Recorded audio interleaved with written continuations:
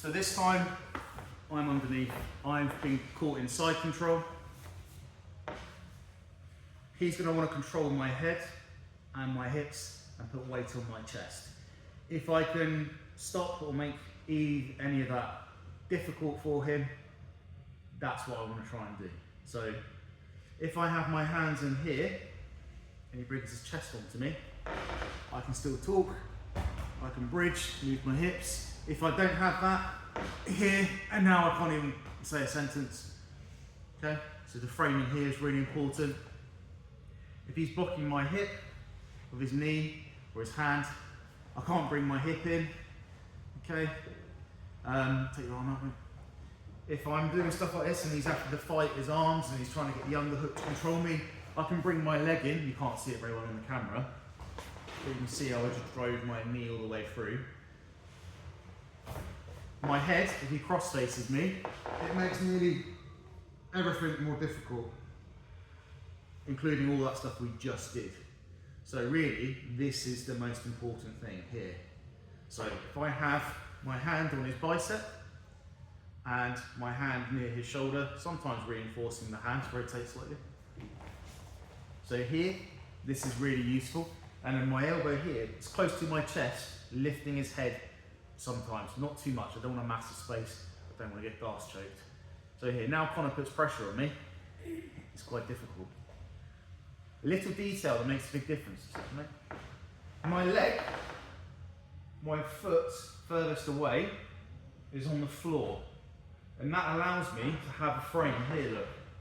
If that foot is here, if it's just my leg straight, and I have the same hand position, move in there, here, and Connor tries to flatten me, I'll go over. So I do it again. With my foot behind me now, do it again. Okay? It's something you don't see, and you wouldn't even think about it. But that is going to make the difference between you being turned over and not. So this is the main simple position. If you go down to the wrist, yeah, okay, but now he's just going to flatten the arm. There are things I can do, but I'd rather not, especially at white belt, okay? So it's here, blocking the bicep, block the cross face, here. So moving the side control, that's where I want to get to. How do I get there? Shrimping. So feet on the floor, turn my hips, stick my bum out. Feet on the floor, turn my hips, stick my bum out. Look, now I'm on my side. Now I'm starting to keep these frames in place. Now I can bring my leg in, my bottom knee sit up. So I drove my knee all the way through. Don't use just the tip, make your own jokes. Don't use just the tip here, because that's not going to do anything. He's just going to turn his hips.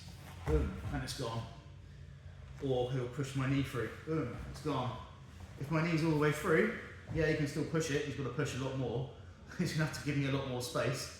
And if he turns his hips, it doesn't really do anything. Okay? So again, he's inside, got me here.